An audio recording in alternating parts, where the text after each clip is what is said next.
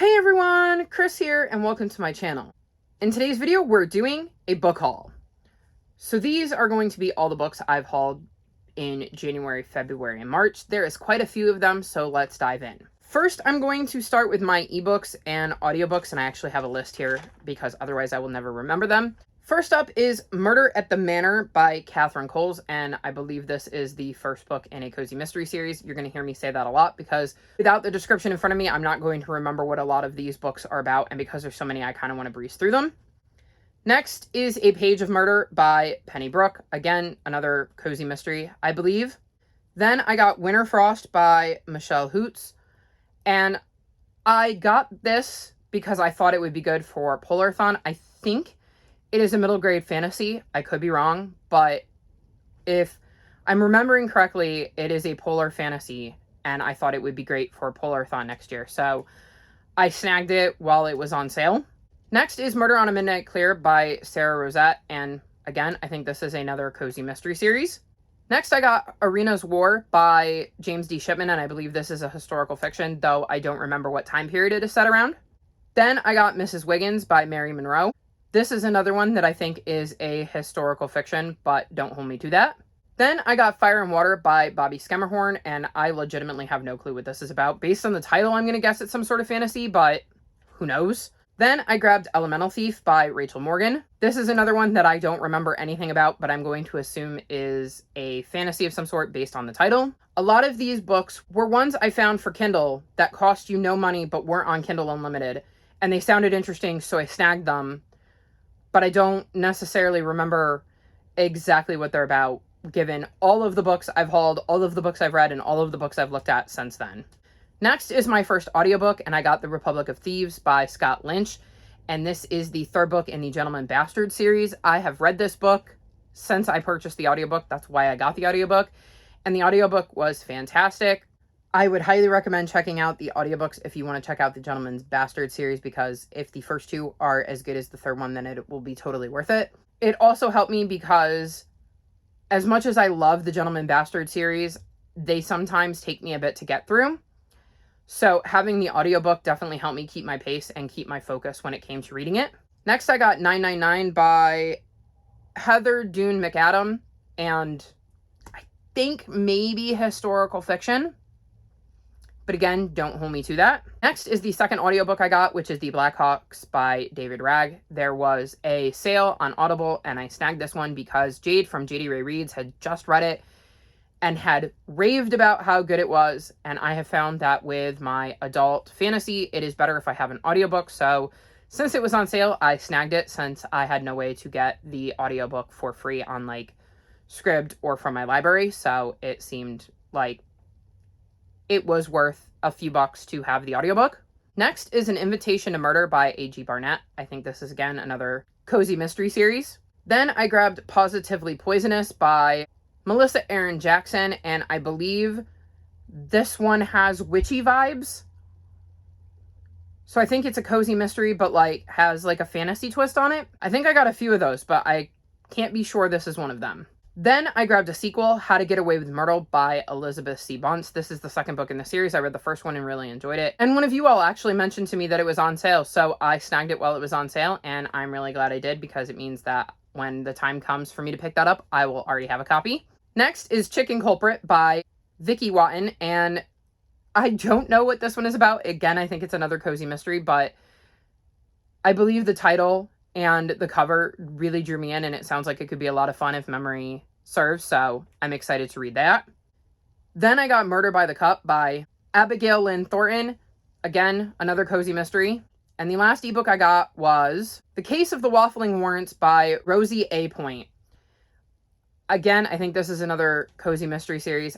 A lot of the ebooks I've come across happen to be in that cozy mystery category. It actually works out real well because me and my mom share Kindle, and she also likes to read the occasional cozy mystery, so getting them when they cost me $0 seems like a no-brainer. So those are the audiobooks and ebooks I grabbed. I'm sorry I don't have more information for a lot of them, but like I said, I've hauled a lot of books and I don't have the descriptions of these books in front of me, but I'm hoping that at some point I get to them and enjoy them all. And Unlike physical books, they aren't taking up room in my house, so I feel a little less bad about hauling them, especially when they didn't cost me anything. Next, we're going to go into my choices for Book of the Month. First, I got The Cartographers by Peng Shepherd. And this says, from critically acclaimed author of The Book of M, a highly imaginative thriller about a young woman who discovers that a strange map and her deceased father's belongings holds an incredibly deadly secret, one that will lead her on an extraordinary adventure and to the truth about her family's dark history. This sounded like it would be an intriguing mystery thriller, and I also thought the cover was really cool, which was part of why I chose it, so hopefully I will enjoy this. Then I got The Book of Cold Cases by Simone St. James, and I don't really know what this is about, but I don't really care. I have read a couple other of Simone St. James's books and really enjoyed them, so I got this because of the author. Then I've got The Golden Couple by Greer Hendricks and Sarah Pekkanen. And I believe this is a thriller, and I don't remember much else about it. And since I like to go into my thrillers blind, I don't really want to read the description to find it out. But my mom's read it, and she thinks I would enjoy it, so I figure I'll give it a try. Next up, I've got Pieces of Her by Karen Slaughter. It says, mother, hero, liar, killer. How can you tell when all you have is pieces of her? So this is another thriller. My mom hasn't read this one yet, so I don't know if I will actually end up reading it because I have her read these kinds of books before I do in case there's anything triggering in them that she knows I won't like, or if she just thinks I won't like it. So I did get it, and I've heard good things about Karen Slaughter as an author, though I don't think I've read anything of hers. So I'm definitely willing to give it a try as long as my mom says that there's nothing that I won't enjoy in it. This one was more because me and my mom share a Book of the Month account, and this book was definitely up her alley, and I might read it depending on what she thought of it. So we'll see if I get to this one. Next, I got I Must Betray You by Ruta Sepetys, and this is a historical fiction set in Romania in 1989. And it says, it's a historical thriller that examines the little-known history of a nation defined by silence, pain, and the unwavering connection of the human spirit. I have loved, I think, 3 of Ruta Sepetys' books. So I was really excited when I saw that this was an option for Book of the Month because it seemed like a no-brainer since I love this author. Next, I grabbed The Maid by Nita Prose, and this is a thriller, and it says a dead body is one mess she can't clean up on her own. And again, because I don't want to know anything about my thrillers going into them, I'm not going to read any more, but if the premise hadn't sounded intriguing when I looked at it on Book of the Month, I wouldn't have got it, so I snagged this one, and hopefully I will enjoy it. Then I got The Magnolia Palace by Fiona Davis, and I believe this is a historical fiction. It's a novel about secrets, betrayal, and murder within one of New York City's most impressive Gilded Age mansions. And it's been 8 months since our main character lost her mother in the Spanish flu outbreak of 1919. And then we've got dual timelines, and we're following somebody 50 years later. So this sounds like it could be an interesting book with the time periods we're going to be looking at if we're following somebody from the early 1920s and then somebody, I would say, from the early 1970s if it's 50 years later. So I am curious to see how the 2 timelines converge and how they're related to one another. And then lastly, we have The Lincoln Highway by Amor Towles, and this is a historical fiction, and it's set in 1954, and we're following Emmett Watson, who has just been released from a juvenile work farm, and he's headed home to pick up his little brother Emmett so that they can head to California to start their lives anew, when he discovers that 2 friends from the work farm hid themselves in the warden's trunk and have hatched a completely different plan that completely hijacks Emmett's life. So Amor Towles wrote A Gentleman in Moscow, and I enjoyed that book, and I've heard a lot of good things about this one as well, so I snagged it, and hopefully I will enjoy it. And that is the end of my Book of the Month choices. Next, we'll talk about the books I got from the little free libraries in my area. First up is The Winter Garden by Kristen Hanna. Don't know what it's about. Don't care what it's about. It's by Kristen Hanna, and she is an auto-buy author for me because I have loved all of her books, so when I found one in the little free library, there was no way I wasn't taking it. Next, I've got Becoming by Michelle Obama. This is obviously Michelle Obama's autobiography. I've heard great things about this and would love to learn more about our former First Lady in her own words. Continuing the theme of autobiographies, I got Scrappy Little Nobody by Anna Kendrick. I have seen several things that Anna Kendrick's been in and am very curious to hear how she structured her autobiography and learn more about her life. Next up is Lock Every Door by Riley Sager. I have loved one of their books and I think really disliked another. I think I've only read two. This is a thriller, so I want to go into it pretty blind, and we'll have to see whether this is going to add to the love column or the dislike column. Hopefully I'll love it, though, because Home Before Dark was fantastic, so hopefully this will be too. Then I got Beartown by Fredrik Backman. I've read several of Fredrik Backman's books and love them. I've heard really, really good things about this one, so I was excited to find this one in one of my little free libraries. Then I grabbed Where the Crawdad Sings by Delia Owens, and I know that this is a historical fiction. Again, it's one I've heard a lot of good things about, but I've also heard that it is an extremely tough read, so I have been meaning to get to it for a while, so I'm happy to have a copy for my shelves. Then I managed to find The Pillars of the Earth by Ken Follett. And this is the first book, I believe, in one of his series. And it is huge, but at least it's floppy. And I've wanted to try his books for a while because they sound like something I might like. So I figured when I saw it in the library, I would give it a shot. And it would definitely be a book I would like to get to at some point, even though it is super intimidating. Next, I got The Verifiers by Jane Peck. This was a March 2022 Book of the Month pick, and there were several that sounded interesting, but you only have so many slots, so I was excited when I found this in one of the little free libraries. It says, part literary mystery, part immigrant family story, The Verifiers is a witty and incisive examination of how technology shapes our choices and the nature of romantic love in the digital age. So it sounds like it's going to have a lot of different elements to it, so we'll see if I like it. Next, I grabbed Sold on a Monday by Christina McMorris, and this is a historical fiction, and it says 2 children for sale. The sign is a last resort. It sits on a farmhouse porch in 1931, but could be found anywhere in an era of bread lines, bank runs, and broken dreams. It could have been written by any mother facing impossible choices. For a struggling reporter, Ellis Reed, the gut-wrenching scene evokes memories of his family's dark past. He snaps a photograph of the children not meant for publication. But when it leads to his big break, the consequences are more devastating than he ever imagined. At the paper, Lillian Palmer is haunted by her role in all that happened. She is far too familiar with the heartbreak of children deemed unwanted. As the bonds of motherhood are tested, she and Ellis must decide how much they are willing to risk to mend a fractured family. Inspired by an actual newspaper photograph that stunned the nation, Sold on a Monday is a powerful novel of love, redemption, and the unexpected paths that bring us home. So this sounds like it could be an incredibly hard read, but one that will be worth the read, and it sounds like the type of historical fiction that's right up my alley. Next, I've got When We Left Cuba by Chanel Cleaton, and I believe this is somehow in the same series as Next Year in Havana. Like, they might be companion novels. I believe I heard something about that from somebody who's read them. I don't know much more about it than that, and I know that I own Next Year in Havana, so I figured when I saw it, I should snag it so that I could read this one if I enjoyed the first one. Next, I got The Song of Achilles by Madeline Miller. I've heard a lot of really great things about this one.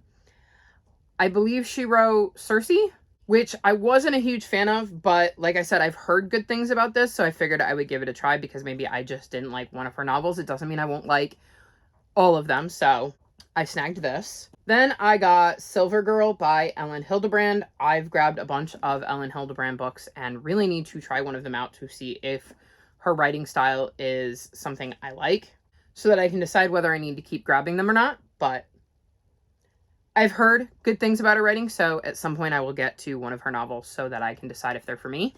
Then I got Dragon Rider by Cornelia Funke, and she is the author of the Inkheart series, which I absolutely loved, so I am definitely down to read another series of hers, and hopefully I will enjoy this series as much as I enjoyed Inkheart. Then I got The Underground Railroad by Colson Whitehead, which is a historical fiction I've heard nothing but glowing reviews about. I definitely wanted to check it out, and I'm excited to have a copy of my own to do so whenever I decide to get around to it. Then I grabbed The Martian by Andy Weir. This isn't a book I would have grabbed at the beginning of last year. But then I read Project Hail Mary. And Project Hail Mary is one of, if not my favorite book that I read in the entirety of 2021. And I know that this is an extremely popular book written by him, and a lot of people really, really love this book. So I figured since I loved Project Hail Mary, I might as well try out The Martian. I don't want to know anything about it because I knew nothing about Project Hail Mary going into it and ended up loving it, so I want to go into this one blind. Even though it is so popular, and I believe there is a movie starring Matt Damon that is based on the book, I don't actually know anything about this book, so hopefully I can go into it blind and check it out, and hopefully I will love it just as much as I loved Project Hail Mary. Next, I got Daughter of Smoke and Bone and Night of Cake and Puppets. So this is a companion novel to the Daughter of Smoke and Bone series. I have read this before, and I DNF'd the second book, but I think it was more of a wrong book at the wrong time. And I remember enjoying the first book, but if I want to try the series over again, I would need to reread the first book because I don't remember enough of what happened. So when I saw these in one of my little free libraries, I figured I would snag them as it gives me the perfect opportunity to retry the series and see if it really is for me. And I figured, I mean, if I've got this one and I do like it, then I will probably want to read the companion at some point. So I am excited to at some point pick the series back up and give it a shot. And then the last book I got out of the little free libraries is The Eye of Zoltar by Jasper Fforde. And this is the third book in the Chronicles of Kazam series, but I just thought the cover was cool. There's a little mechanical dragon and a jeep, and I just really want to check this series out at some point. I mean, obviously, it's going to be a bit before I read the first book because I need to start the series first, but I just really liked the cover, so I snagged it. So that was my little free library haul. And now on to the physical books that I purchased in the last 3 months. First up, we have The Case of the Bizarre Bouquet by Nancy Springer. This is the third book in the Enola Holmes series. I've really enjoyed the series and am hoping to eventually own all of the books in it, so I was happy to snag a copy of this. Next, I got Call of the Bone Ships and The Bone Ships Wake by R.J. Barker. This is books 2 and 3 in the Untitled Chapter series. I really enjoyed book 1 and wanted to continue on with the series, but unfortunately my library didn't have access to them, so I ended up buying books 2 and 3. Next, I got The Last Bear by Hannah Gold. I read this last year for, I want to say, the mini meltdown for Polarthon and really enjoyed it, and I'm excited to have a copy for my shelves. Next, I got The Dark Prophecy by Rick Riordan. This is book 2 in the Trials of Apollo series. I absolutely adore this series and am slowly working to get all of the books in this series. Then I grabbed Kidnap on the California Comet by M.G. Leonard and Sam Sedgman. This is the second book in the Adventures on Train series. I have really enjoyed this series and can't wait to continue on with it and can definitely see it being a series that I reread in the future. Then I got a box set of Mr. Lemoncello's library series. So I have Escape from Mr. Lemoncello's Library, Mr. Lemoncello's Library Olympics, and Mr. Lemoncello's Great Library Race, and it also comes with a bonus journal called Mr. Lemoncello's Magnificent Imagination Journal. I really enjoyed the first 2 books in the series. Hopefully I will enjoy book 3, and I absolutely love box sets, so was excited to snag this one. Next, I got Ellen Outside the Lines by AJ Sass. I read Anna on the Edge by AJ Sass and absolutely loved it, so I wanted to get their second book so I could read this too, because I'm hoping to love it just as much as I enjoyed Anna on the Edge. Speaking of Anna on the Edge, I also got a copy of that. So I am planning to build a little free library and have one in my front yard because I think they are the coolest things ever. And I knew this was a book I would want to stick a copy of in it. If I don't end up putting one together, there are plenty of little free libraries in my area that I can stick this in, but it is such a good book with such good representation that I wanted to make a copy available to my neighborhood.